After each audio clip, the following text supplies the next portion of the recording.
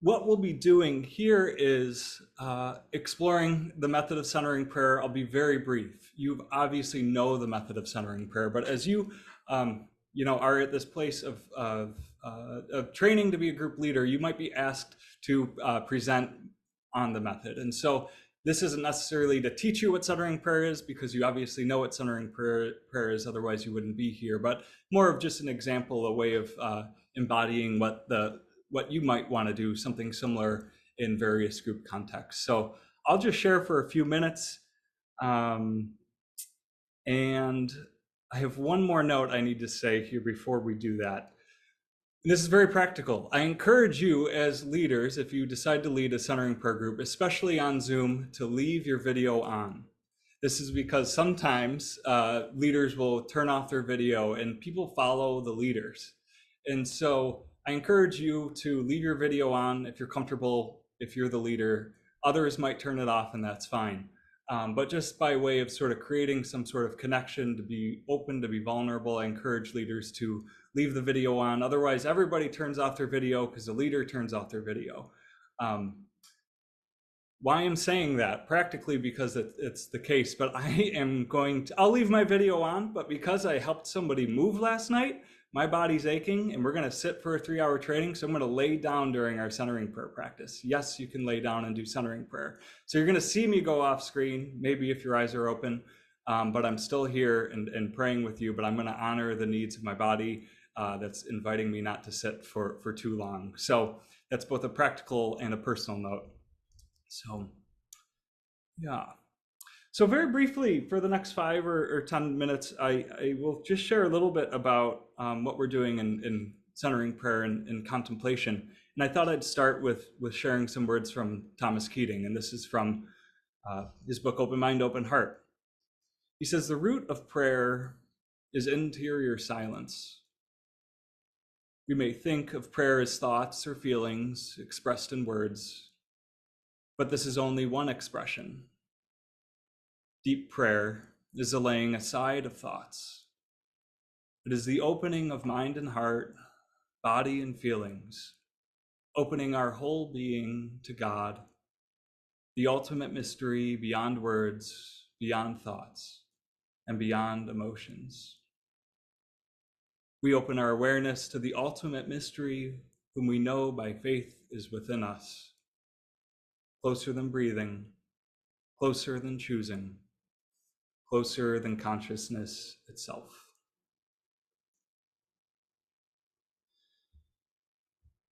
So one way I like to frame talking about centering prayer, and to sort of start in a big picture sense, is what we're after is really about cultivating contemplative awareness, an open awareness, a spacious awareness, awareness of who we ultimately are beyond our thoughts, beyond our emotions, beyond our personality, beyond our opinions and beliefs, in opening to that spaciousness of God's infinite presence already within us. Most of the time, ordinarily, we're stuck in our ordinary awareness. The world is happening out there, and we have emotional responses to it in here. We wake up, we look at our phones, we read the news, we look at emails, we're caught up in friends and family drama, and we're stirred up externally. And so our state of being is dominated by the external world. And maybe rightly so. We can't be completely free of it. And so most of the time we're just in this ordinary awareness. And the practice of centering prayer is a very gentle and a very simple method of letting go of all that drama, externally and internally. And so what we do is, for 20 minutes, maybe once, maybe twice a day, maybe 3 times a day, we close our eyes as a way of turning away from the externals. We go to a silent place as a way of cultivating some interior silence. And we let go of the world out there, and we cultivate the presence within here, turning away from out there, turning within. Centering prayer is very much an inward facing practice. There's other spiritual traditions and practices that are oriented towards cultivating contemplative awareness out there. Centering prayer, we close our eyes, we look within. But we don't look within to the internal systems of thinking. We don't look to the internal systems of our beliefs. We don't go to our feelings. We go to that place of absolute being. that absolute place of naked being within us, what many mystics call the ground of being, or the ground of consciousness, as Thomas Keating called it, beyond thoughts, beyond emotions, beyond even choosing.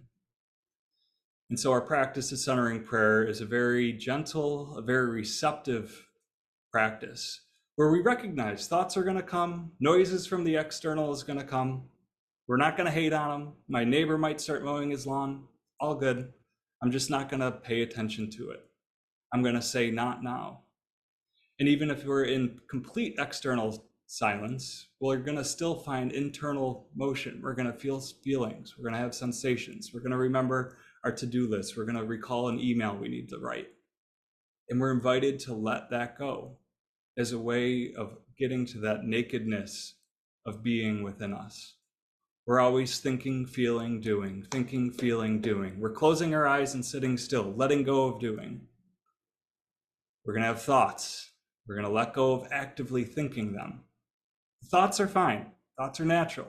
They're part of the process, but we're not going to actively think them. The feelings are there, but we don't have to dwell on them. We don't have to lean into them. We can let them come and let them flower and let them go and go to a place that's beyond them. And that's the contemplative presence that we're cultivating.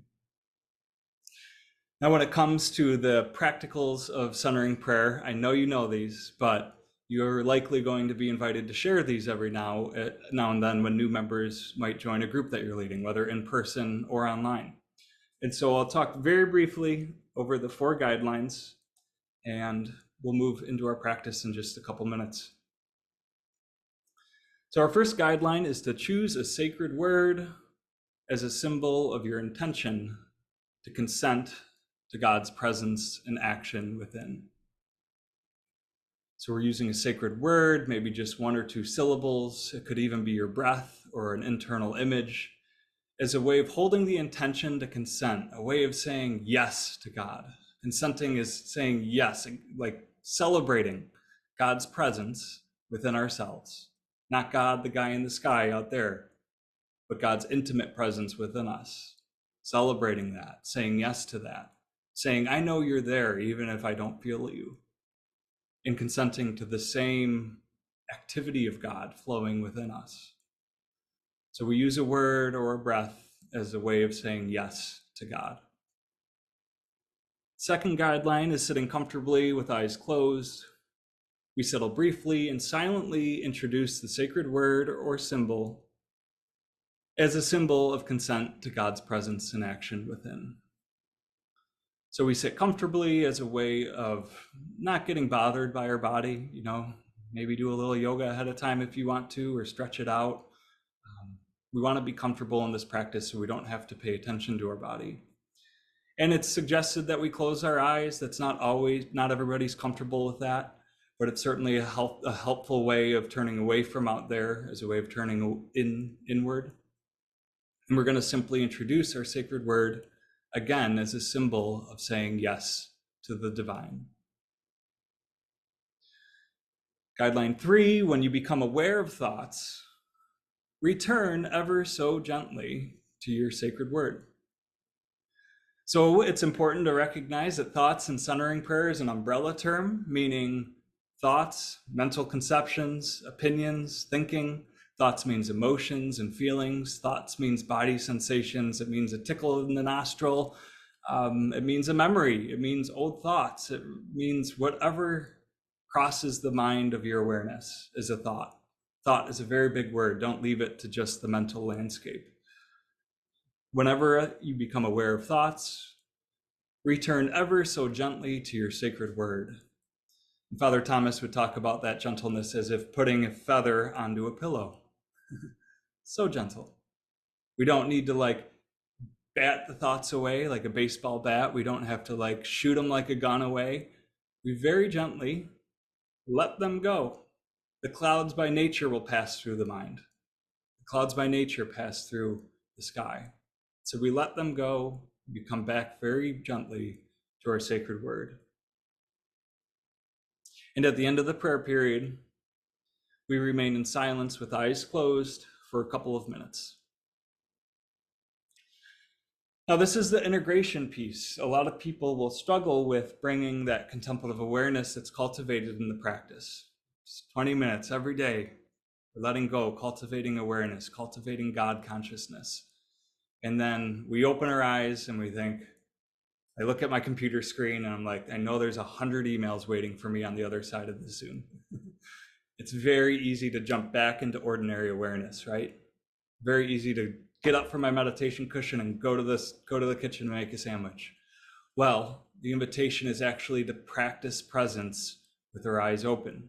We sit in silence for a couple more minutes. It might be a way of actually saying mental prayers. If you want to pray for people or pray for the world, that might be a good way to do that. It might be a way to just sit with your eyes open, cultivating awareness still. It's just a way of bridging out of the silence, out of the contemplative awareness, back into the ordinary mind, bringing a little bit of your heart, your spiritual heart, into the mind, into the world. You might do that differently in groups. I often don't sit for multiple minutes, but I often use the bells, 3 bells, as a way of ending, and that usually takes about a minute, and then maybe another minute before offering a reading. So it might look a little bit different in groups. But as far as the personal practice, it's certainly encouraged to sit for a couple of minutes and just be gentle, not doing centering prayer in a sense, but just being with. So it's a very gentle practice. It's one that recognizes that there's nothing to do to get God's attention. God's already here. God's already now. As Meister Eckhart said, that it is we that have left for a walk. It's God that's waiting at home for us. So we've been busy. We've been doing, we've been thinking, we've been acting. And so it's an invitation to just come home, come to center, return to our roots, and just be in the presence of God who is already here, like the air around us.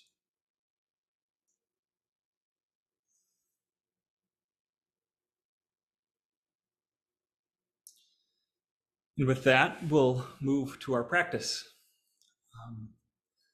What we'll do is really a simple process that I'll go a little bit more in depth on later today. And I'm going to offer a reading from Thomas Keating. It's actually the same reading that I shared at the beginning. You'll hear 3 bells, and those 3 bells will be an invitation to let go of the reading. We're not moving into the silence to think spiritual thoughts. We're going to have the reading as a way to invite us into the silence. The bells are there to let go of the reading and to really dive in. We'll have 20 minutes of centering prayer. You'll hear 3 more bells, and then the same reading. Then I believe we move into some small group sharing, but I might be wrong about that. So at this point, I invite you to get yourself comfortable. We're gonna have 20 minutes of practice together. It's a way of remembering what's ultimately true.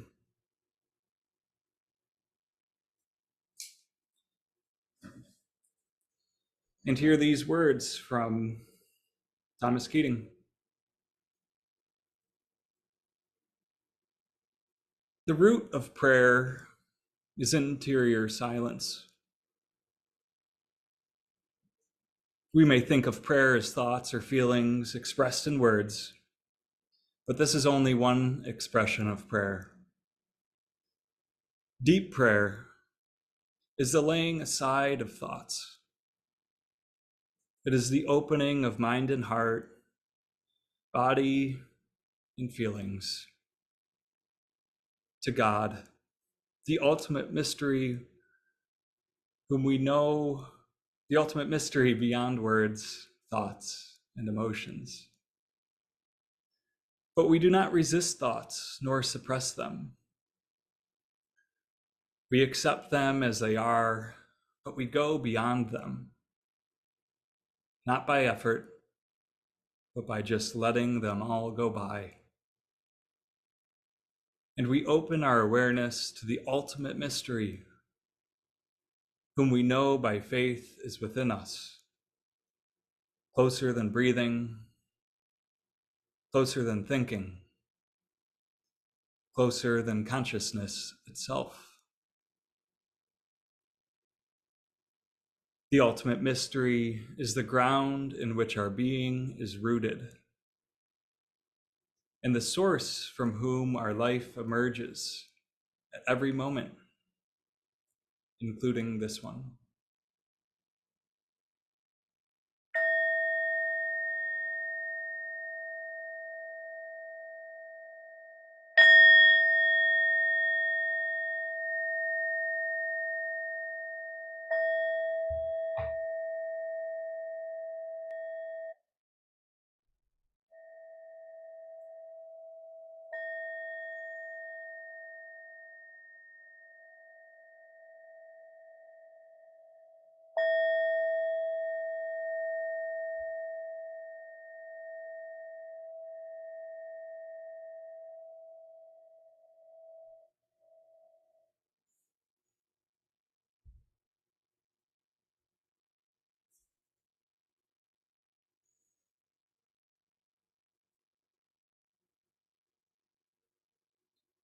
The root of prayer is interior silence.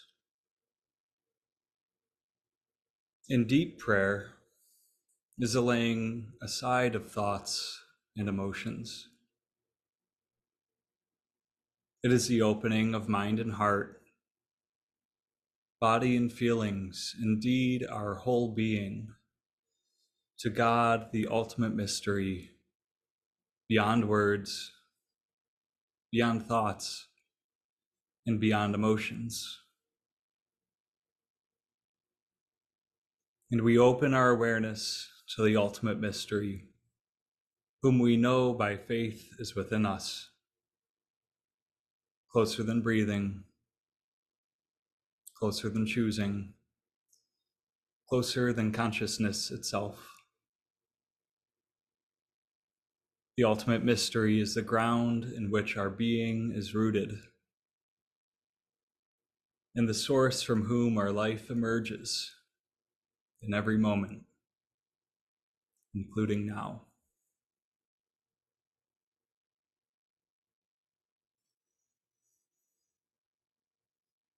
And so it is.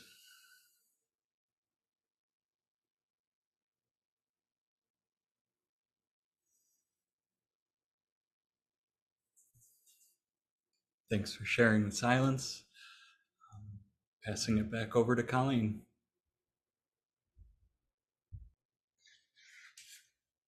The vision of contemplative outreach. And one thing that I think it's important for us all to be aware of as the next generation of centering prayer facilitators and contemplatives, and in continuing the legacy of contemplative outreach and Father Thomas Keating, is to understand where we come from. And one of the great gifts that Father Thomas left for us is a very detailed vision of and heart for the ministry of contemplative outreach and our practice. And I'm pausing my screen for one moment because I want to also make you aware of where you can actually find this vision on the website before we focus in on just a few points here. So I'm on the Contemplative Outreach website, and if you click about, it takes you to this vision here. And Father Thomas spent years in prayer and in community, and left us theological principles. There are 12, and you can spend time on the website after the training with these, I'm sorry, there are 14 theological principles. And then there are also guidelines for contemplative outreach service, which is really helpful and useful when praying and thinking about how you want to be of service to the community of contemplative outreach as a centering prayer facilitator, but also hopefully in other ways. There are many service teams, and I'll share some more detail later about other ways to be involved. But I just wanted us to be aware here of this webpage. And for the purposes of our short time here today, I'm going to just highlight a couple of these principles and guidelines that I often come back to when thinking about the vision for the 40s and under community and younger contemplatives. So I've selected these three here just to briefly review, and then we'll have an invitation in our breakout groups to think a little bit about how we connect with these. So a theological principle number 3 says, the theological foundation of centering prayer is the divine presence in every member of the human family.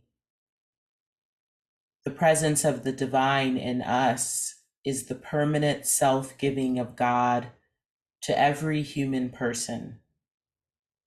The Word of God and source of all creation sustains everything that exists and relates to each human being in a personal way. The primary call of the Spirit is to consent to this intimate relationship.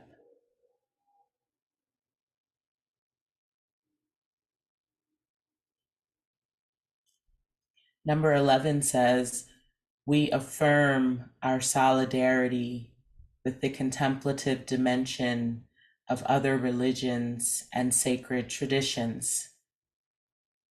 And the commentary says that united in our common search for God, we respect and honor other religions and sacred traditions and those committed to them.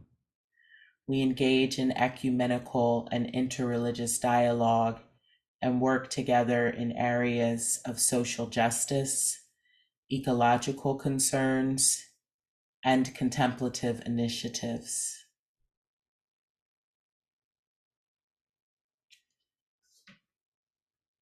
And number 12 says, the practice of centering prayer deepens our awareness of the oneness of all creation and our compassion for the whole human family.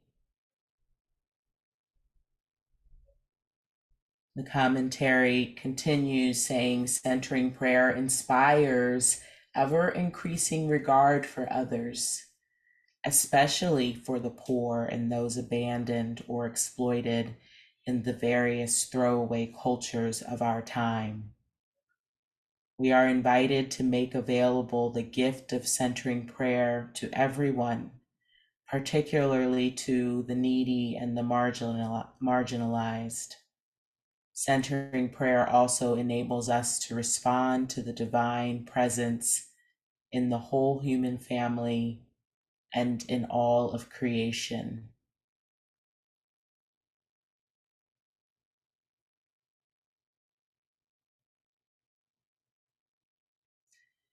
And I find these particularly important as I think about our generation, the generation to come, as we are more exposed to the realities of the global world in which we live. This invitation to oneness has a more tangible meaning in that maybe now as opposed to in the 80s before YouTube, we have the ability to know what's happening all over the world. And I find it encouraging that Father Thomas knew that respecting and honoring other cultures, social justice, ecological concerns, marginalized communities, that, as Cynthia Bourgeault says, centering prayer and contemplative prayer is not just a practice that happens on our cushion, in our chair, or on our mat. We are deepening our awareness of oneness with God, the source of all creation. And in that awareness, we are aware of the other, who is our neighbor. And this year in particular on the podcast, Mark Dannenfelser and I have been talking a bit more about how in the 1980s, Father Thomas was hosting these interreligious dialogues at the monastery at Snowmass. That even then he was in relationship with Pema Chodron and indigenous tribal leaders and the Dalai Lama and imams. And so the conversation with other sacred traditions is a part of the heart and vision of contemplative outreach. And in our increasingly global and interfaith world, as centering prayer facilitators, we do become spiritual leaders, and our responsibility extends to all of the world. And I think that's a real gift of Father Thomas and contemplative outreach to us, and something to hold and honor.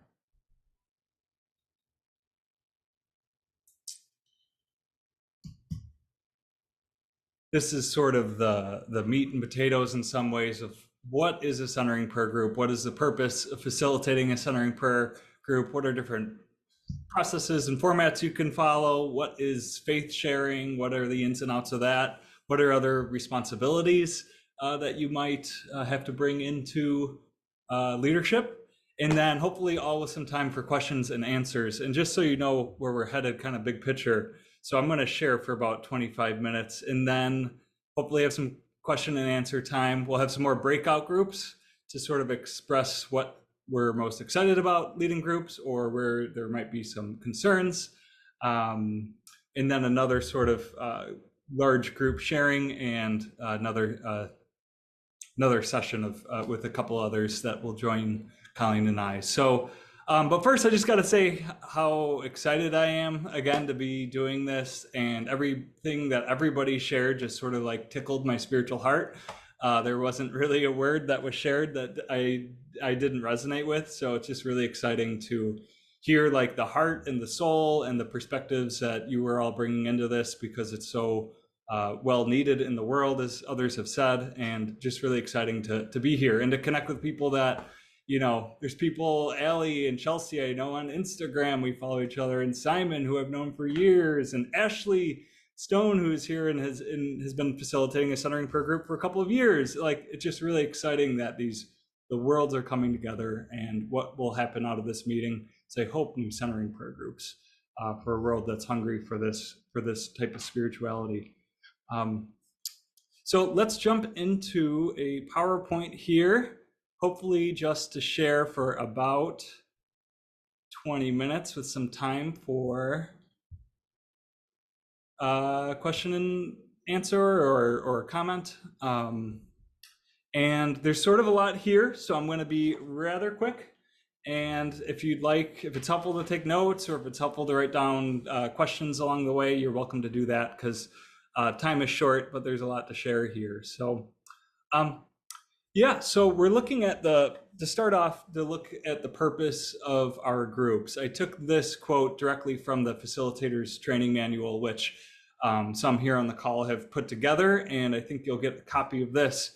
And it says the primary purpose of the Centering Prayer Group is to help sustain the commitment to a regular practice of centering prayer.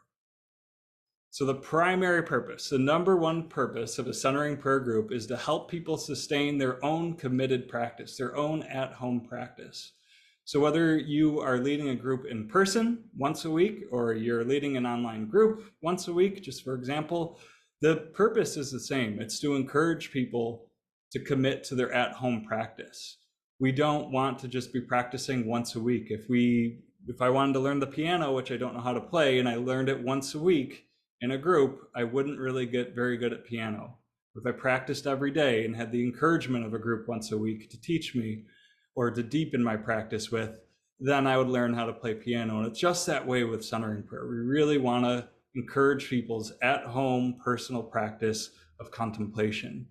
And secondarily, it's about the community. And I know how hungry so many of us are for community, in particular, contemplative community. The contemplative journey is certainly a lonely journey in so many ways. And so there's this hunger for community. But I really want to just uplift the understanding that it's really primarily about encouraging people to practice. And sort of the fruits of that, of coming together, is community. That's a fruit. The community is a fruit of the primary purpose. And so enjoy the community, connect with others, but most importantly, we're there to practice centering prayer. And you might even notice, if you start a group, you might notice people that do come for community. There's people that in groups that I run that I know don't practice centering prayer outside of the groups, and they're really coming to fill a community, a lack of community. Centering prayers really aren't, the groups aren't there to fill someone's lack of community. It's there to help people practice centering prayer outside of the groups. So you might want to just be sensitive to that, to just always sort of have this understanding on repeat, because if people aren't practicing, if people have no desire to practice centering prayer, but you happen to be an open and spiritually minded group that's kind of cool, well, maybe it's actually not the right place. So as we go through the group process, I want to mention there's endless processes, formats, possibilities to follow. I'm going to outline what this 7-step process that I've sort of been doing for many years. I've done many different alternatives, and I'm just going to give a sort of less is more perspective on this. The groups are intended to be simple. They're intended to practice centering prayer. If all you do is show up and practice centering prayer and smile at your friends, you did it. That's great. That's fantastic. It doesn't have to be anything more than that, but it can be. There can be aspects of watching Thomas Keating videos or videos of Cynthia Bourgeault or any number of contemplative teachers. There could be readings or books that you share. But the process that I'm going to show in just a minute is going to be a less is more approach. And that's because I think it's about uncomplicating it. If the intention is just to practice and to deepen our practice, then we don't really need to do a whole lot more than what I'll be sharing here. I'll mention, I have in parentheses, in-person versus online. This 7-step process happens in both in-person and online, so it's identical. Because of the pandemic, I'm very used to online talk, so I'm probably, my mind is gonna drift towards talking about Zoom, but just understand that if I do that, it also likely relates to being in person. So the 7-step process, we're gonna walk through these piece by piece. Before we officially begin, there's something you need to do. Then you begin officially, and you offer a reading, a prayer, or a poem to move into the silence. We do our centering prayer. We end the silence. We enter into sharing, and we close our time together. So let's just walk through each of these rather briefly. So the reality is, if you're in person, you might show up, you might be the first person to show up to a building. It could be a church, it could be a community center, it could be people coming to your house and you're arranging your furniture. Or it could be opening the Zoom room and you're the first person there to welcome people. It hasn't officially began, you logged on to Zoom 5 minutes early and people are coming in. And the purpose is just to have casual conversation. We do want to have some sort of sense of control without controlling. Because different personalities come in and some people will talk a lot and some people will want to share, but they might be more reserved. And all sorts of that. So we just want to create an open space that's casual, while at the same time that doesn't get out of hand. I think of like the election season and politics and all sorts of stuff around that maybe we want to be intentional to bring into our contemplative spaces, or maybe they shake it up a little bit too much. Our purpose is to practice centering prayer, and if we had too much kind of stirring the pot, then that can sort of distract from the primary purpose.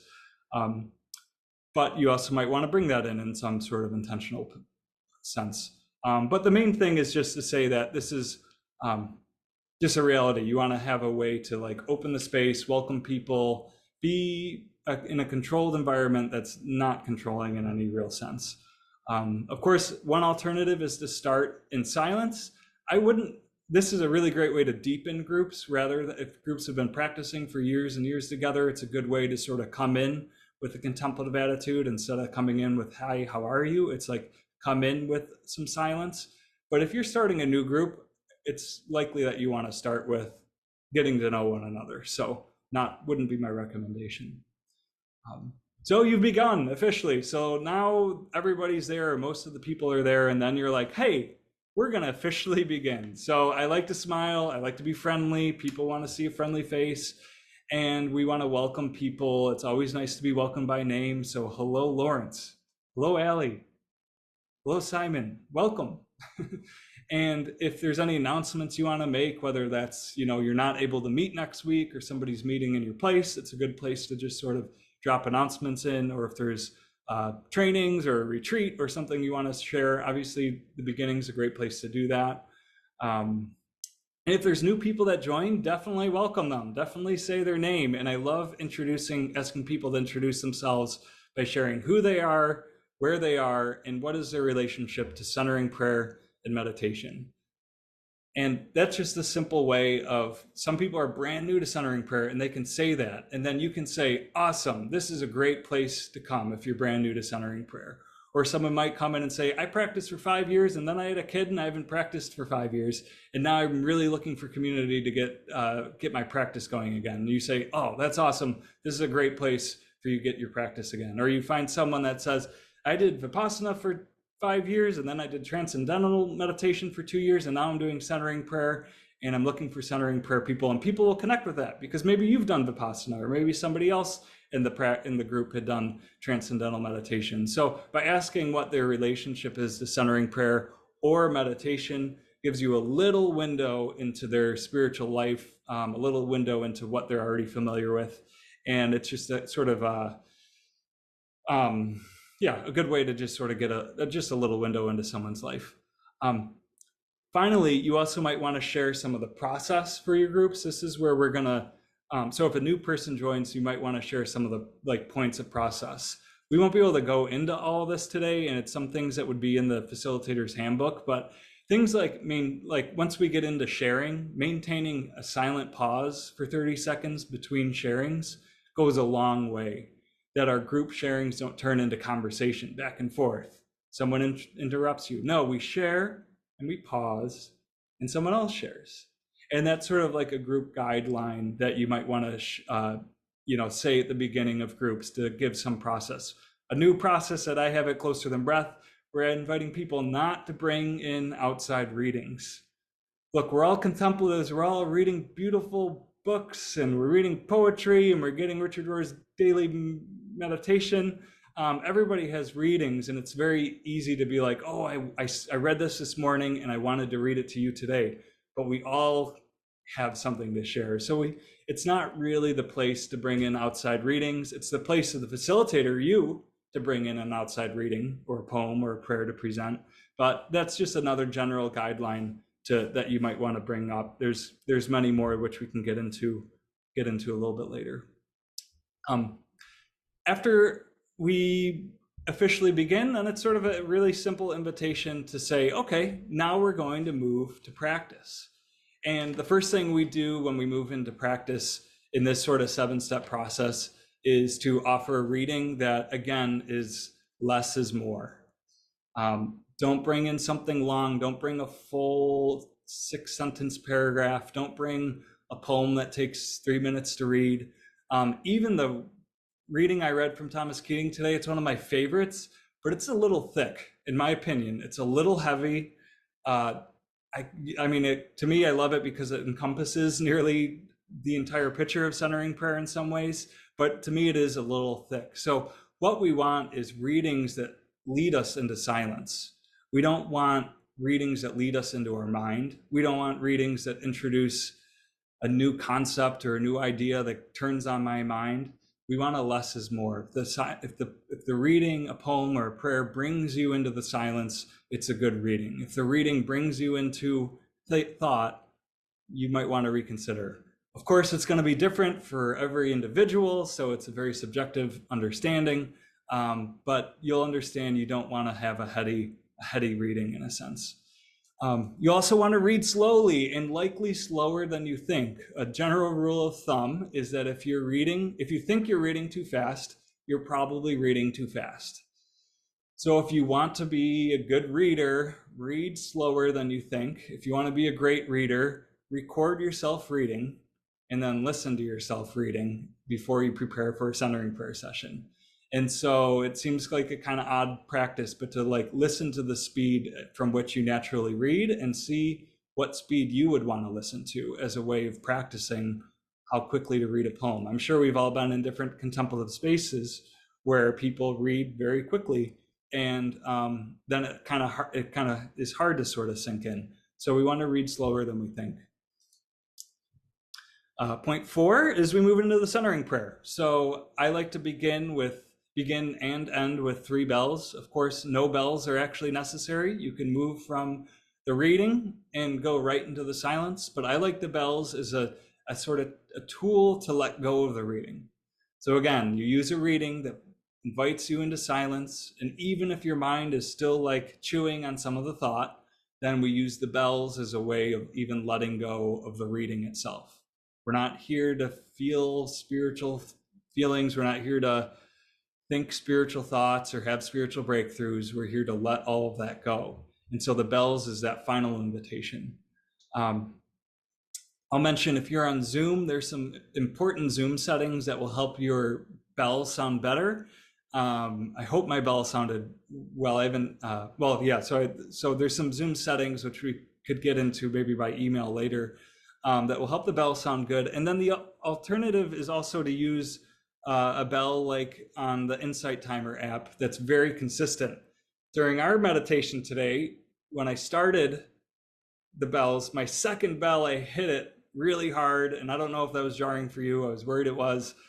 So there's sort of a safety in using a cell phone app to sing the bells, because they will sing at the same volume level, where when I ding with an actual a real meditation bell, I can ding it too hard or too light, and then I'm thinking about it. Oh crap! What are they hearing? So you can keep it simple that way with an app, but of course it's nice not to have your cell phone. On to point 5. At the end of the silence, so we've rang our bells, we've moved into 20 minutes of silence. You, as the leader, are paying attention to the time. It's also a recognition that your centering prayer as a leader in a centering prayer group might just subtly be a little off as you're paying attention to the time in a little bit. So you're the leader, and so you're in charge. So you need to. So you need to be the conscious one of time, not the people that are joining. And so you sing the bells again after the silence, 3 bells. Maybe give another 30 seconds to a minute, and I would repeat the same reading. The readings, oftentimes readings like from a book are not written to be spoken out loud. So give yourself permission to read different words than are in the page, is a way of sort of sinking into a flow that when spoken out loud feels a little bit natural. I changed Thomas Keating's word today as I was reading them out loud, because his words were for a book and the words I was sharing was for a group. And so it's okay to do that. When I send a reading in an email, for example, I always send the actual exact text, because I don't want to like alter the author's words. But just give yourself some permission to play with the readings. If you find a smoother way of saying it out loud, you can do that. And give yourself a minute after the bells to let people settle out of the contemplative into the noise again, in a sense. So this is just sort of steps 3 through 5 again. This is a process: reading, bells, silence, bells, reading. And we could even add the word sharing to both ends: sharing, reading, bells, silence, bells, reading, sharing. Right? So it's sort of symmetrical in a sense.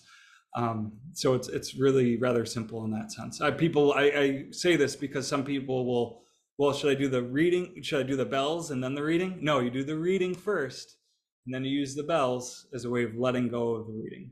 Of course, that's my opinion, so you could switch it up, but that, I think, is the better process. So at point 6, we're going to enter into sharing from the heart. This is where things get really trippy or tripped up, and we're going to go into detail in just a minute. Let me check the time. So the first thing, I always invite people to sign off. Sometimes I'm in general, I'm talking about a 1-hour meeting right now. So we're probably at the 25 or 30-minute mark of the meeting. So I invite people to sign off of Zoom. And if they need to leave or if they want to leave, you're welcome to leave. We share from the heart, which means it's not a conversation. It's not Colleen shares something and then Keith says, oh, well, that makes me think about this. And then Colleen says, oh, that makes me think about this. That's a conversation. That's a dialogue. That's back and forth. Sharing from the heart is a place of no crosstalk, which we'll talk about in a minute. And it's ultimately about opening about your spiritual life, in particular, how centering prayer is helping you show up in the world, or how centering prayer is unfolding within your life. What I'll just mention too is people will sometimes, that are newer, will bring questions to your centering prayer group, and that's great. Like if you're a new group and there's a new member, or if you're an old group and there's a new member, these people will bring questions and you can answer their questions. And yet you don't have to be an expert centering prayer person. You can say, I don't know the answer to that question, or maybe somebody else in the group does. But there's resources on contemplativeoutreach.org, or there's resources on YouTube, or you might want to look into it yourself. That's a way of you cultivating beginner's mind as a leader, to say, I don't know. Get comfortable with that. Finally, we go with our closing. We keep it short and simple. I like to start on time. I like to end on time, and just wish people well in their day. You might want to even offer, like, go and bring this contemplative awareness from Zoom into your next activity, like a benediction in a sense, to give people an invitation to bring that contemplative mind into the world.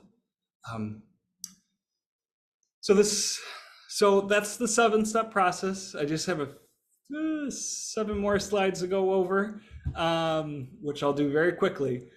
And the important piece, again, is just to recognize, if you're practicing centering prayer and giving some space for connection, you're doing a great job. You don't have to be an expert. You don't have to be a teacher. You're not a spiritual guru. You're not coming in with a 10-minute presentation on centering prayer. It's just, I'm here. I opened the Zoom room. This is our process. Let's practice. And the community that flows out of that, out of the simplicity of that, is so beautiful. The more complexity we bring to it, the more complexity you'll find in it. So the essence of faith sharing, I'll have to go over these quickly. These are guidelines, which means not everyone is going to perfectly adhere to these, and often our groups will flow in different ways. So the first sense is that faith sharing is not a theological discussion. There's no speeches or homilies or dissertations are required. It's not an informational model. So again, you're not there as a leader to teach. You're not there to present your great ideas. You're there to offer a space for prayer, for meditation, for contemplation. So just do that. But you also might find that certain members come in that are more maybe somebody came in, they're very theological. They're in the middle of getting their master's in divinity and they want to break down theological ideas. This isn't necessarily the place to do it. It's not informational, it's personal. Faith sharing is not an answer to anyone's problems, nor is it a place to vent frustration. It's not a therapeutic model. So often people will bring issues, we'll talk about various issues in life or how life relates to the contemplative journey, or just use the contemplative container that you're creating that's so sacred, that's so spacious, that's so open. And they'll take that as an opportunity to vent, in a sense, for lack of a better word. But the reality is, we're not there to solve people's problems. And you just need to be sure that it doesn't turn into too much offering advice. We're not here to offer advice. We're here to practice contemplation, be in the presence, and connect with one another. Naturally, these things happen, and you'll have to deal with that on a sort of moment by moment basis, but it's not ultimately the place to bring it. And it's a good place to recommend therapy or spiritual direction if somebody's in more explicit need. Faith sharing is my experience of God and my personal history of the spiritual life. It's a mystery model. So it is a lot of I language. We don't use we language. This is our experience. Like we experience the same thing in centering prayer. We don't. We have different experiences. And so we share from the heart of our person, and then how that relates to our life. And we accept the mystery as it is, even as we say paradoxical things. As I share, as somebody else shares, the paradox is very much in our face, and we're open to that mystery. I wish I didn't have to rush through these. Faith sharing is living in the messiness and vulnerability of life, sharing the joys, sorrows, hopes, and fears of the human journey and God's faithfulness in that journey. So again, you can feel the tension between people that when you come in, you do share your sorrow, you do share your fear, you do share your pain. But if it shifts into needing advice or to purely venting and going and taking over the space, then we're no longer in a space of faith sharing. So we want to be open, we want to be honest, while at the same time preserving the contemplative container. Again, it's about, I don't know if I love this phrase, but it's about controlling without being controlling. It's about preserving a certain type of space, having certain boundaries. And so we are open, we are vulnerable, we are honest. And that includes the joys and it includes the pain, but it also means we don't fix one another, other people's problems. And finally, faith sharing requires reverent listening and a prayerful silence. My experience is a content, and my experience is not discussable or debatable. So again, this goes into our crosstalk. When you're listening from the contemplative heart. You're not listening with, oh, what should I say in response to this person? You're not listening to, well, that person's, I don't agree with that person and I need to express that. No, you let people's experience and sharing be what it is, and you just share your experience from the practice, not your experience based on other people's sharing. So we're not crosstalk, we're not talking about what other people are sharing. It's just a way for you to express the heart of your life, the heart of your practice, the heart of your journey with the divine. So I'm going to be very brief as we move through our last couple slides. Other brief responsibilities. If you're running a group, you're emailing a weekly Zoom meeting or every 2 weeks, whatever it is. You're the one emailing. You want to remind people of the group.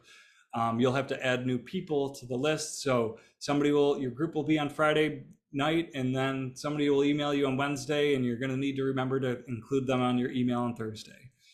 You're going to respond to group members' questions. So people will email you and say, hey, I'm new. It was so helpful what you said. Can you send me that YouTube video? Or can you send me more details? That is a responsibility. You could ignore the person, but they're a part of your group. So send them, so respond.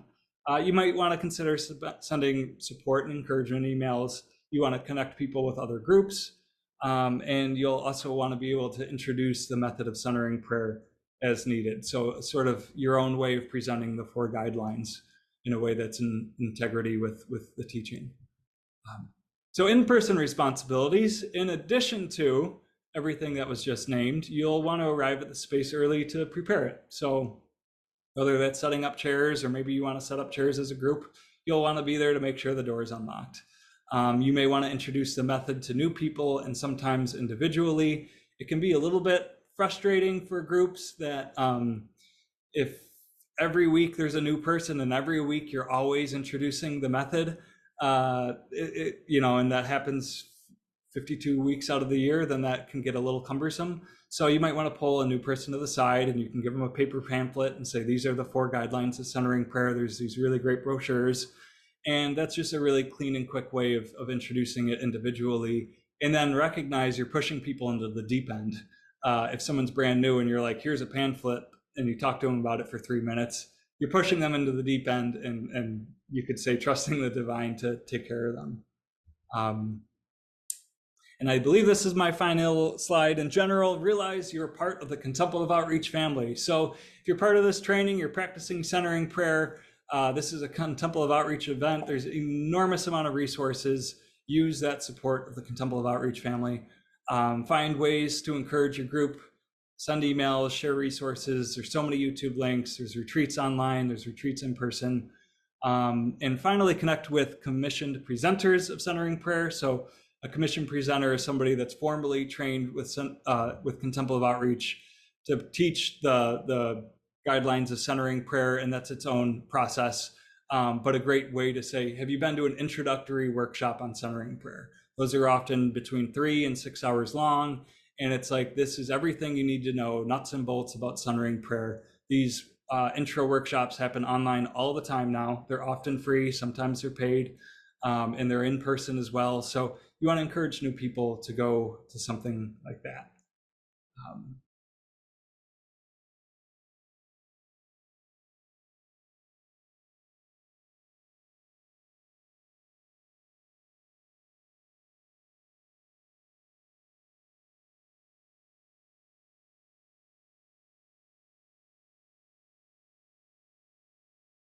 Welcome back, everyone.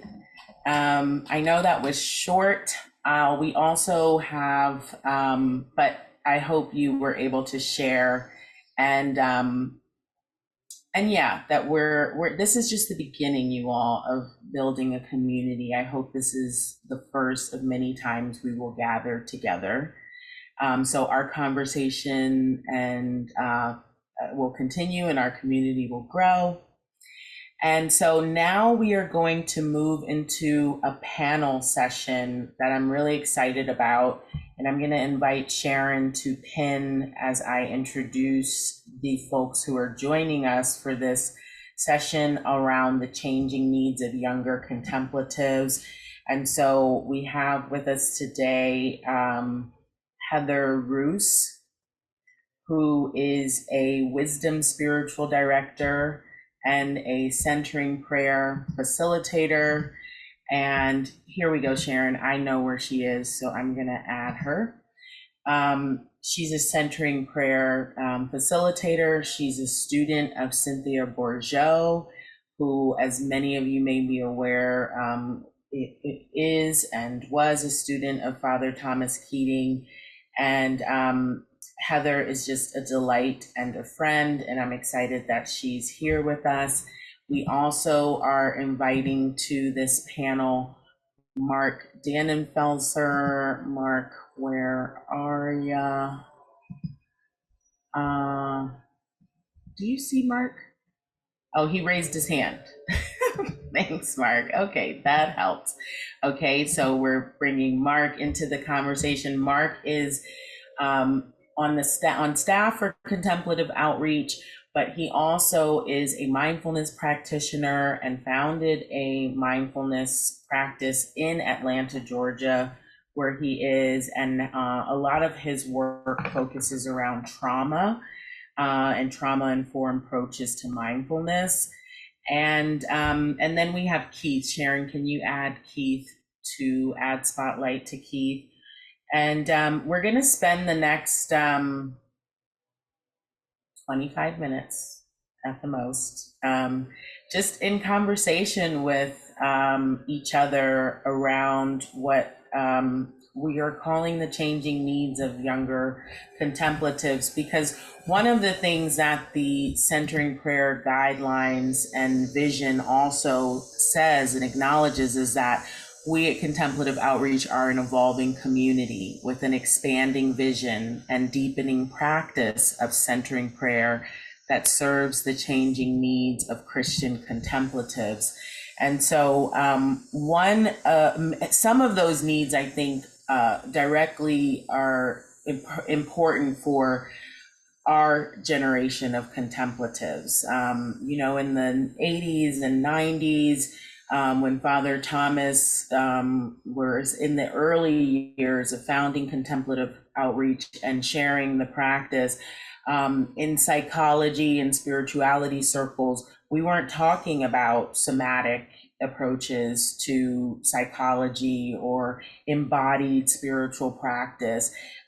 We also weren't talking in psychology about trauma informed or trauma based. And so we're acknowledging that now as we are engaging in our own contemplative practice and sharing contemplative practice with others as leaders in our various communities, we want to make sure that we are aware and have some information that might help us in facilitating groups. So I wanted to start with Mark and just hear a little bit from you, Mark, about I guess the importance of understanding trauma and why having a trauma-informed perspective can help us as facilitators of centering prayer and in our centering prayer groups. Sure. I'm happy to be here, Colleen. Thanks for inviting me, and thanks for all of you being here. It's very exciting, this turnout and the work that you're doing. So glad to do it, even though I'm doing it from the road. So I hope there's not too much background noise here. But one of the reasons why we brought in trauma into this discussion today is that partly because of the prevalence of trauma, the rates of trauma are very high in our culture. 90% of the population has been exposed to some kind of traumatic event. That doesn't mean you're traumatized for the rest of your life, but certainly some percentage of that, some estimates are 20% of us end up traumatized to the point where we show signs of PTSD. So that's a high rate. It's even higher in some communities. Women are twice as likely to experience high levels of trauma. Younger people, we're finding, are experiencing more trauma. And this is in the US because I looked at the American Psychiatric Association, some of the stuff they put out, but US Latinos have higher rates of trauma.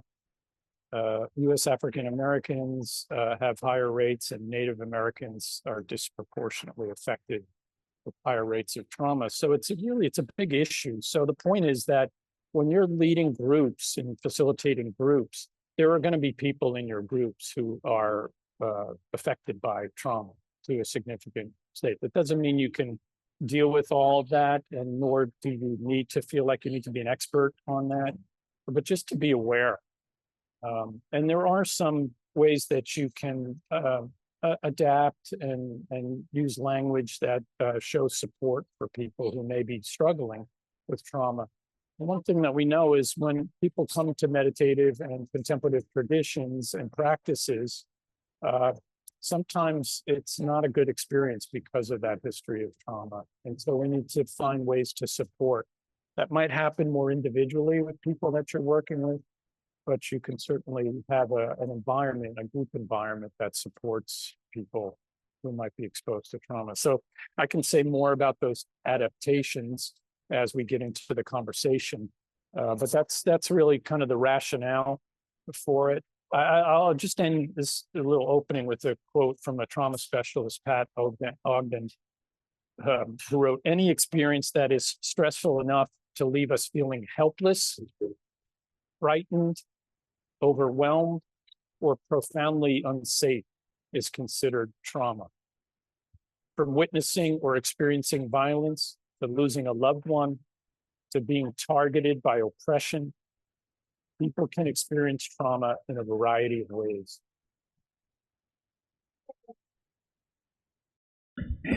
Thank you, Mark. And yes, I would like to come back to some of those interpretations for the practice.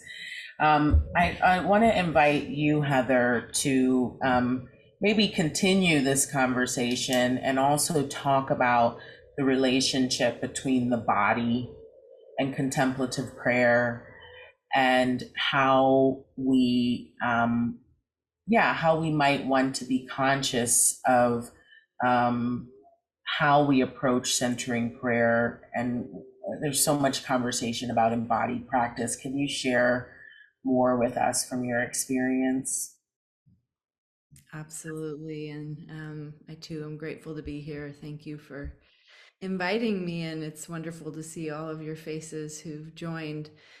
And what I would say is, in general, and I know this is not necessarily the same for everybody, but in general, our contemplative practice has not really included the body. Our relationship with God has not necessarily included our incarnation. And coming from a Christian tradition, of course, open to all other traditions, Christianity is about incarnation, being in this body, right? Occupying this body. And so all of our contemplative practices ought to bring us more fully into our body, not less into our body. And so when we're practicing centering prayer, which is such a practice of deep surrender, consenting to God's presence and action within, that only happens here in our bodies. And so it's not a mental thing, and it's not just an emotional thing, but we don't want to just sit down and close our eyes and perhaps dissociate, which might feel kind of nice, but isn't this practice of deep surrender and centering. And so bringing that awareness of our bodies in the moment, sensing our feet on the ground, sensing our bodies in our chairs, and even sometimes becoming aware of what the sensation of release is like, can be really helpful in the practice of centering prayer. Because whenever we're caught in a thought, which of course we know includes emotions and sensations, and we return to our sacred word, you don't necessarily need to be aware of this in the centering prayer practice, but there's going to be some kind of a release. There's going to be some kind of a sensation inwardly where your body is unclenching, right? It's yielding. And I'd say the other piece about being in our bodies, oftentimes I find for myself going into a centering prayer period, doing some kind of gesture of letting go. To me, this is a big one. I'm opening. And if I can sense into that, there's almost something that can happen immediately that surpasses my mind saying, let go, or open. And so being in the body and inviting gestures can be a huge part of coming more fully into the present moment and being willing to open ourselves fully to the divine. And of course, as Mark mentioned, uncomfortable things are going to arise in centering prayer. And so with that deep release does often come troubling content, right? Troubling thoughts, troubling emotions, troubling sensations sometimes. And so even just having an awareness, if that does arise and starts to become too much in the middle of a centering prayer sit, to be able to open your eyes, to lower the intensity of whatever that experience is, sense your feet on the ground. Those are all ways of also being able to be present to the uncomfortable things that can come up, and then to be able to just know that the body often understands spiritual truths and realities that the mind has a hard time grasping. So sometimes just paying attention to what your body is doing, and listening to that wisdom as part of your spiritual path and what God might be inviting you into outside of the practice of centering prayer is really important. So I'll just stop there for now. Thanks, Heather. That Mark, maybe this is a good time for you to talk a little bit more too about some of those adaptations. Sure. Yeah. Yeah. Thank you, Heather. One of the things about trauma is that it's a kind of a fracture. The system is overwhelmed, the nervous system, and then it has trouble kind of resetting.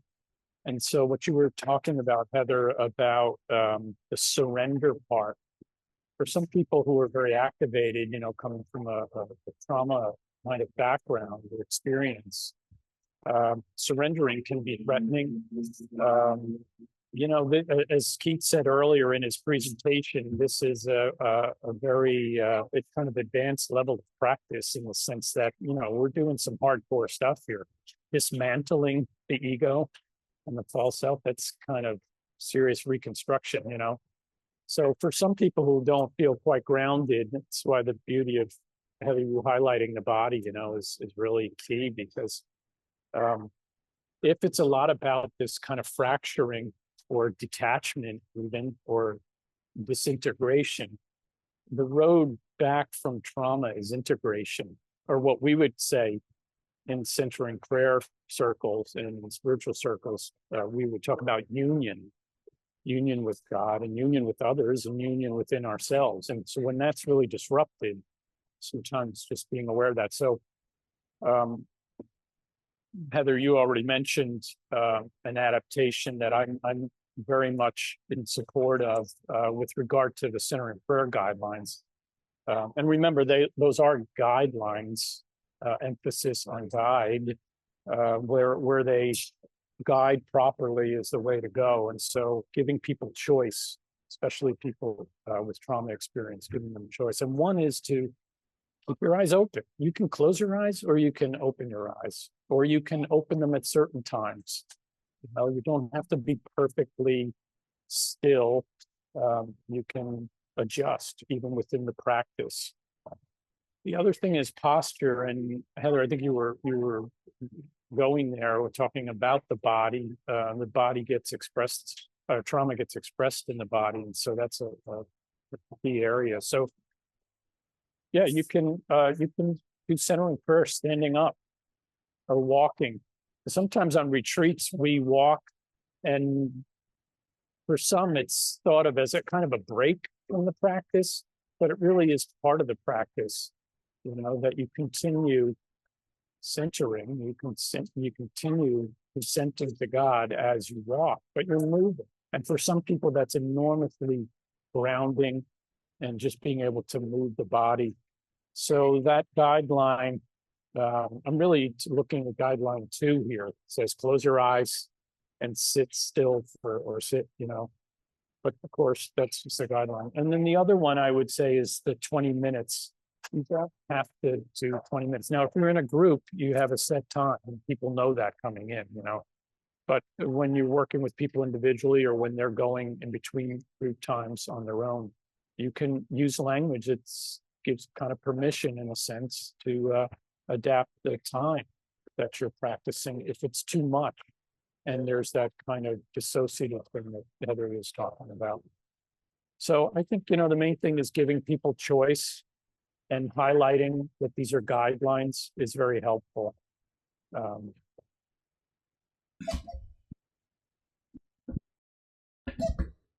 Thanks, Mark. And Keith, I want to bring you into the conversation here, because what I hear us talking about really is being inclusive, and in the way that we teach the practice, the method, and the way that we respond to people's experiences with the practice.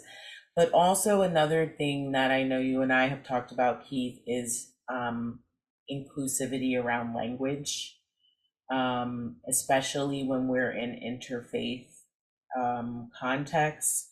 But also, if it's just, a bunch of Christians in the room. Inclusivity around the way we talk about God, talk about one another. Just want to hear your perspective here and offer what you can to us about holding inclusive space. Sure. Yeah. Thanks, Colleen and Mark and Heather. That's amazing.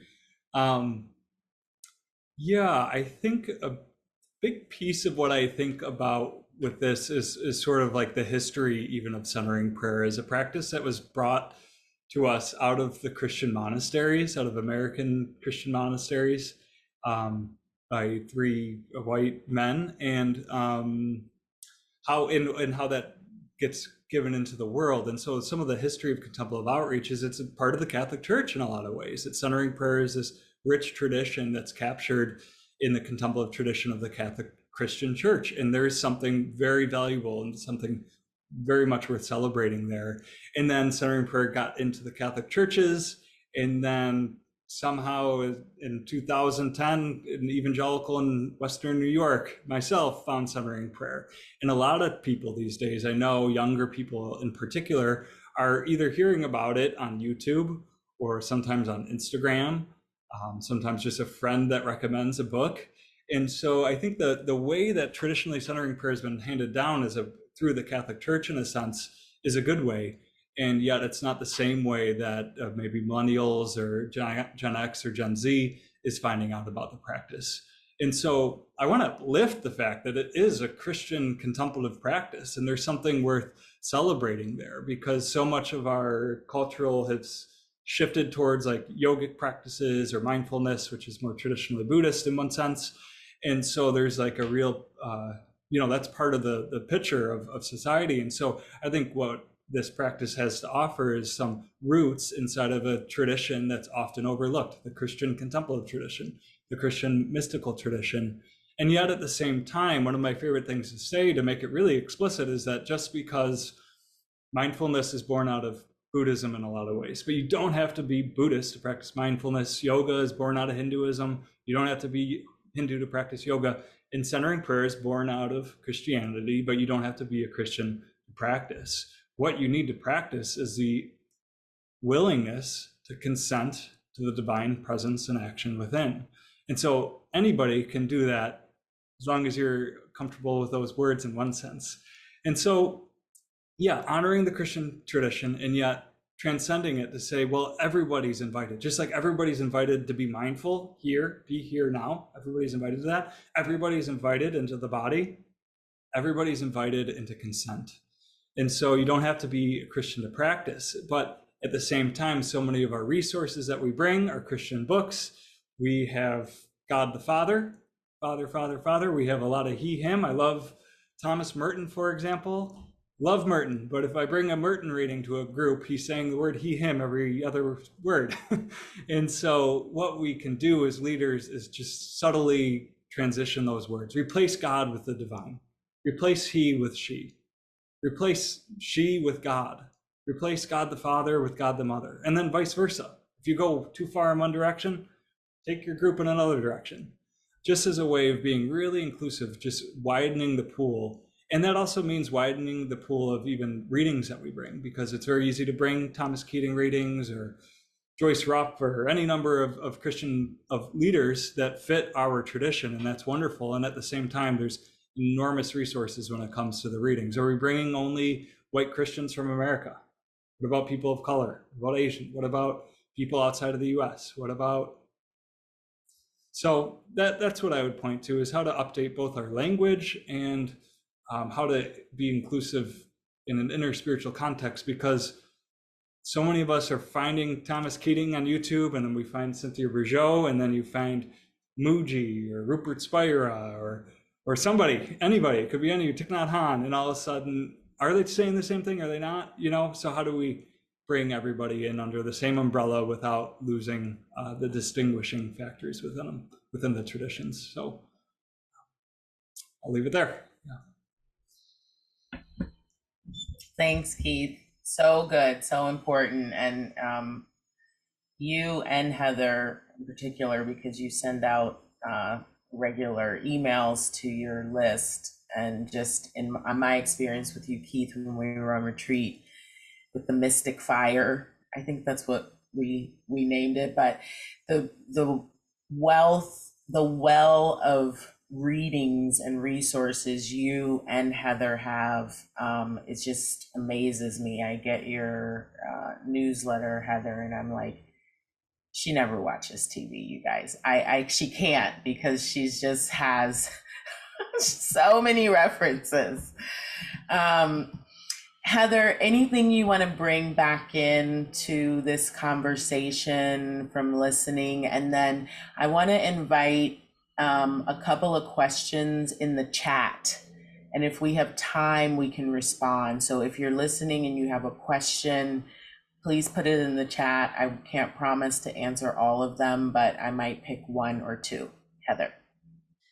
Yeah, I just want to say, as Keith was talking about this coming out of the Christian path, you know, every path focuses on the body at some point, and that too is in our Christian path. And you know, over time, people have drawn on sacred gestures, body prayers, all of these different, listening to the wisdom of the body, you know, our walk of faith, whatever that is, our relationship with the divine, whatever that is, only happens in our whole being, right? Which is our mind, which is our emotional climate, which is our body, which in the Christian tradition, all that together is often considered the heart, the way of the heart, which is really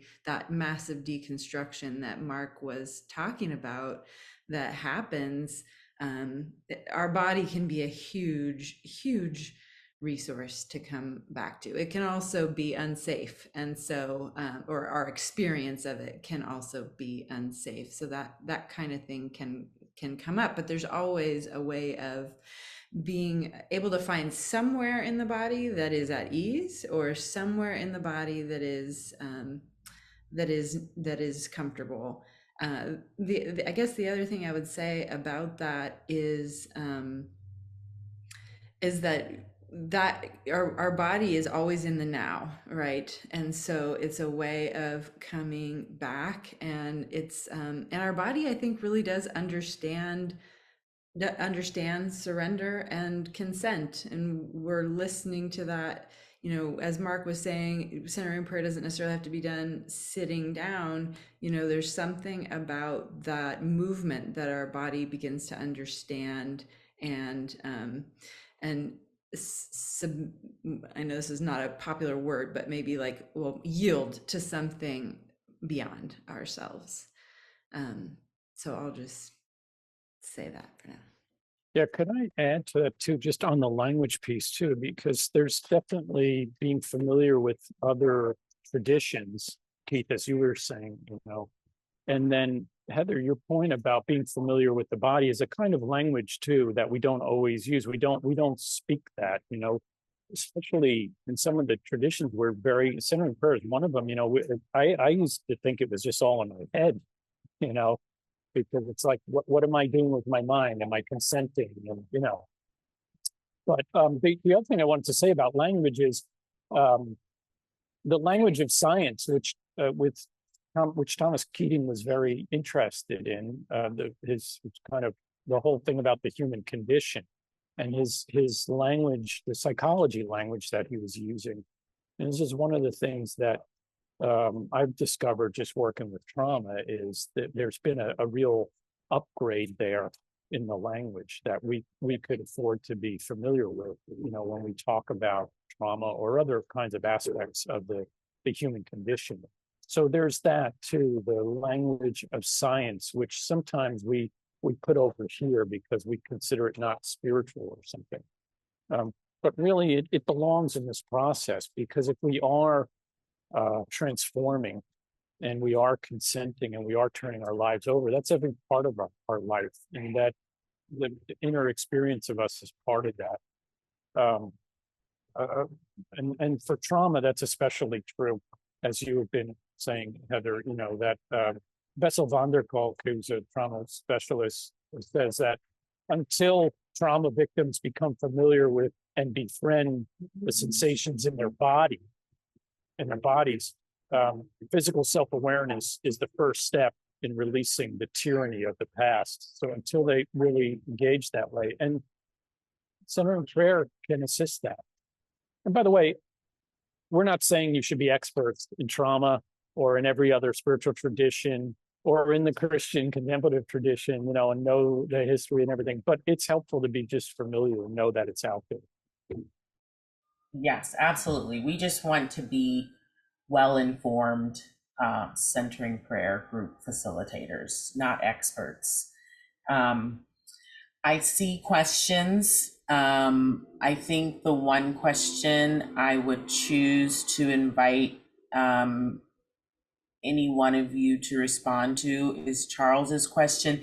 Dean, that's a great question, but Dean, you know, that's a whole session and not a question. So we'll have to add that to the agenda for our next gathering.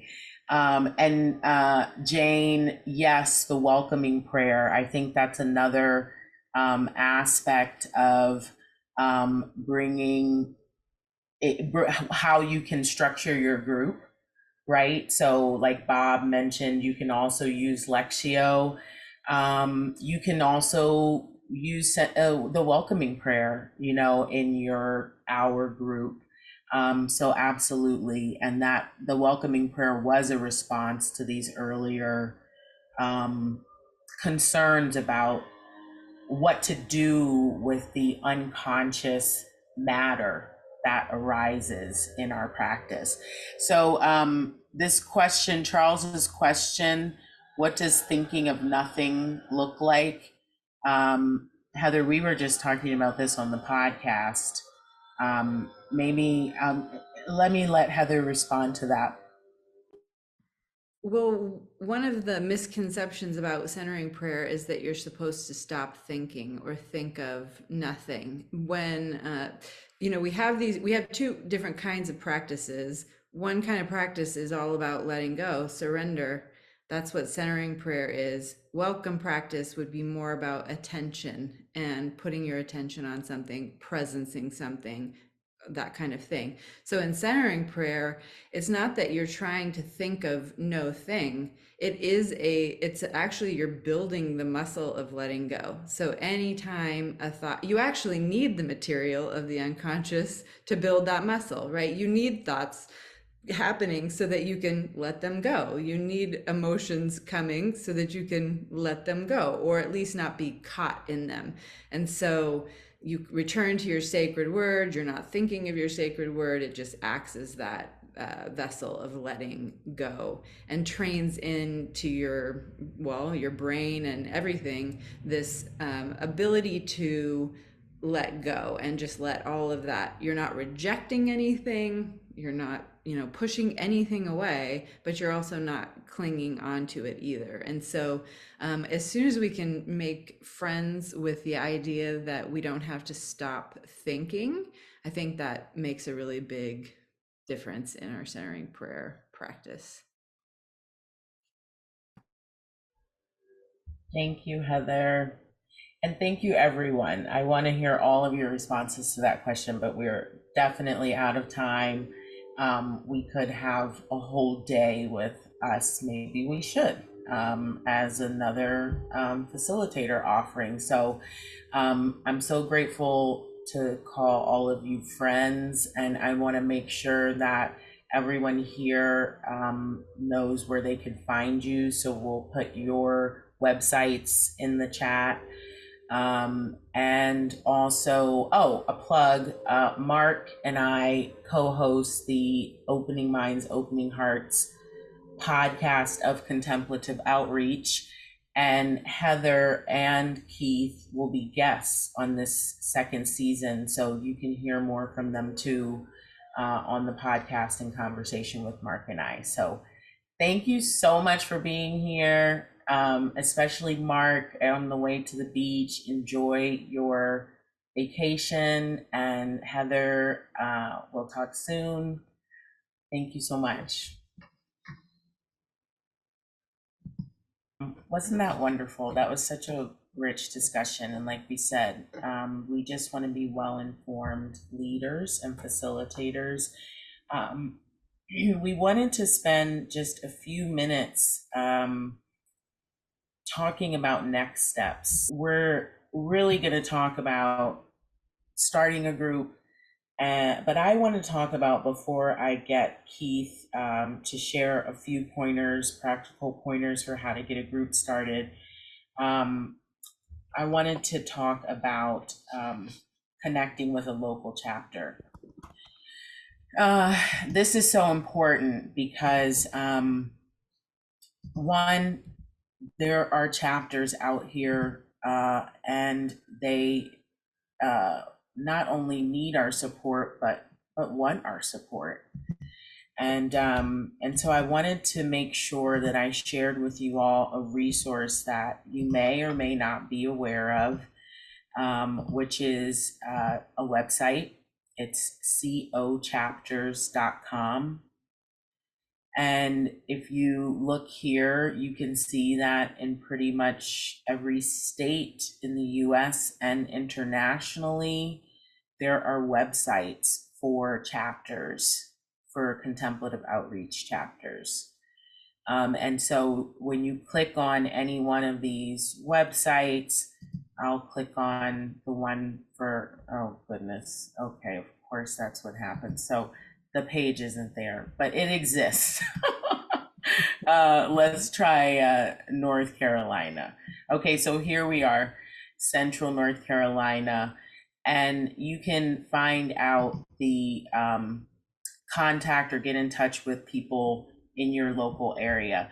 This is important because when it relates to starting a group, it's important because the chapter coordinators and the coordinating committee for the chapter can help spread the word about your group. And as we know, the 40s and under community, we're out there, we're just hiding, we're not showing up at all of the intro workshops, but we're on the mailing list, you know? And so I'm starting a local in-person group in the fall with my new friend, Jess Pavlik, who's on here somewhere. But we need the support of Contemplative Outreach Maryland, Washington, and Contemplative Outreach Northern Virginia. They've been around for 20 plus years. They have mailing lists, and they're going to share the flyer that we create so that people come out and people will come to our intro workshop.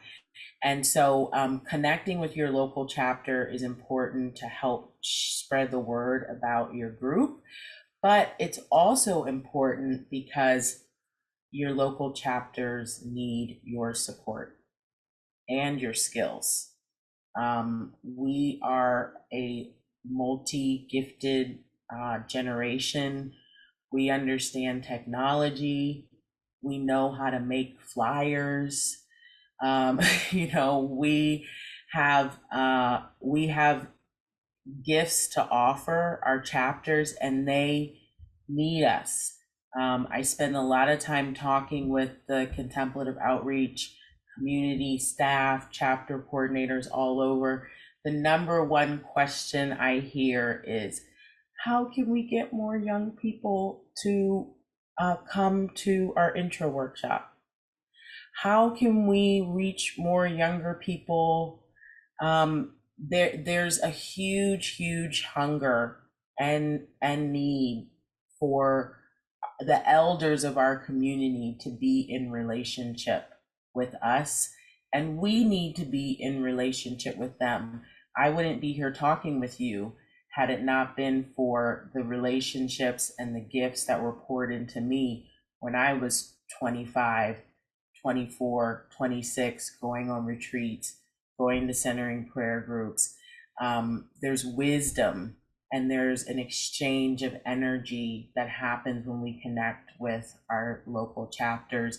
And one of my great hopes for this time together today was that, okay, so next time you go to an intro workshop, like I did 3 weeks ago with the Maryland Washington chapter. I was the only, person. Well, that's not true. I think I was one of two people under 45. And, but because I'm in contact with all of you, I know I'm not alone in contemplative outreach. So my hope now is that we've seen each other, right? And so we've seen each other. And so when the next time we show up at a chapter event, that thought, I'm the only young person here, doesn't exist anymore, because you're not. We're all here. There's a lot of us. Matt, I'm going to take your quick question. Thank you. So yeah, I'm looking at the link to the Southeast Pennsylvania group, which I've done. I've tried clicking on that link for a long time, and like it goes nowhere. It's a dead link. So, and I know that that's the case for a bunch of the local chapters, which can be frustrating, because if you do want to link up with those groups, it can seem inaccessible. Yes, thank you. Matt, send me an email so I can find the person to connect you with. And I have heard this too. I've heard that it can be difficult to get in touch with people locally from our chapters. That might be a service that we can offer to our chapters, to be honest, a communication service, because it can be a lot for a 70-year-old to keep up with email and communications, and that might be a factor. Or updating a website. I connected one of my new friends through contemplative outreach in the 40s under community with the New York City chapter, and they asked her to redesign their website night and day. And it took her like no time, because we know how to design websites, and we can't find things we need on these websites, but we could actually probably build a website for the chapter, right?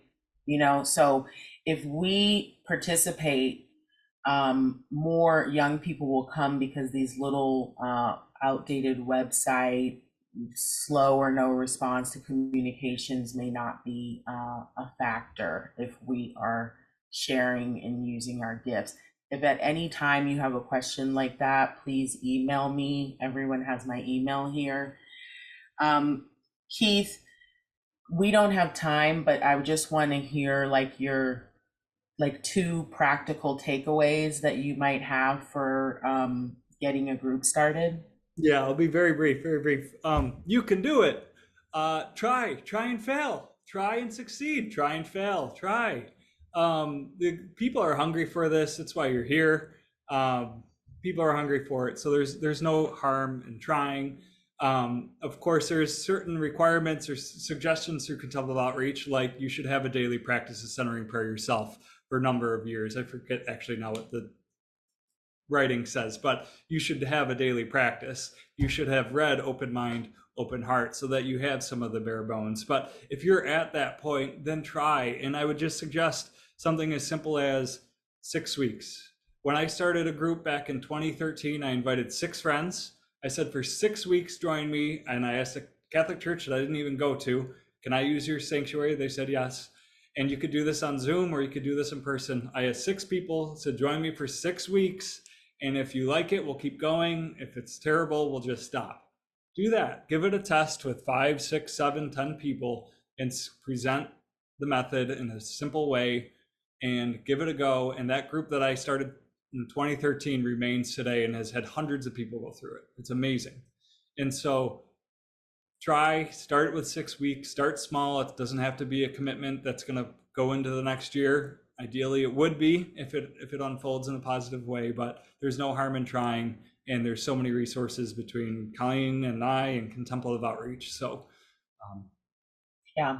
And I would add to that too, be okay with small numbers. Growing a centering prayer group it's a slow work, and when I first started my group online during the pandemic, I just held the space. Sometimes it would be just me, not often, but there were a couple of times where I was the only one there and I did my practice, I held the space. There might be two, there might be three. You know, a great centering prayer group is 5 people plus you. That's great. You know, in our Instagram, social media, you know, landscape, numbers and followers, you know, that's not what a centering prayer group is. It's the opposite of that. It's so that we can learn to be present to the real. And the real is that community is 2 or 3 gathered. The presence of God, the divine is there. I will share more information in an email with you all, some resources. There's also on the Contemplative Outreach website, there's a link for volunteer resources, and it has so much information, downloadable brochures on the method of centering prayer. You can also order brochures. Someone a chapter coordinator gave me all of this when I went to visit her in Pittsburgh, but there's like the method of centering prayer brochure. You can order these. This is about the introductory program, which we didn't get a chance to talk about. There's another one that I look at all the time. It's the vision and guidelines of contemplative outreach. Here's one on Lectio Divina. There's one on the welcoming prayer. You know, there's so many resources already available to us.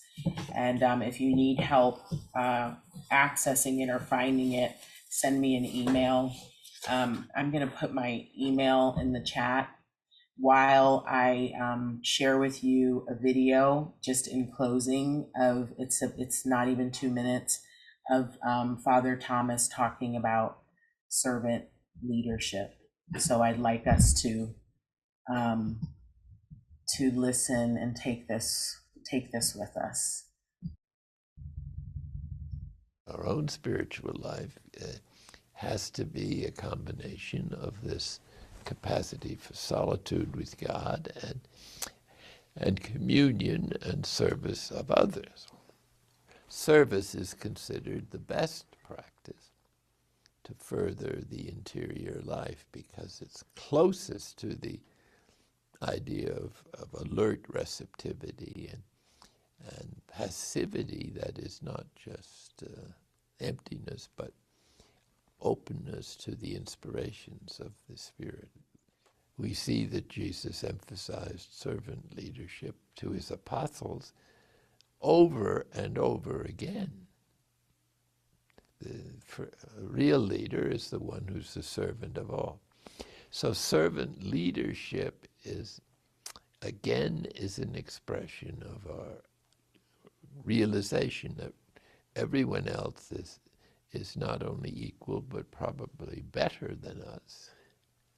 And that whatever we do for others is not to fix them, which presumes that we know how to fix, or even to help them, which indicates we're in a superior position, but is the privilege of serving them in gratitude as members of this body that is being transformed into God, and in which God dwells.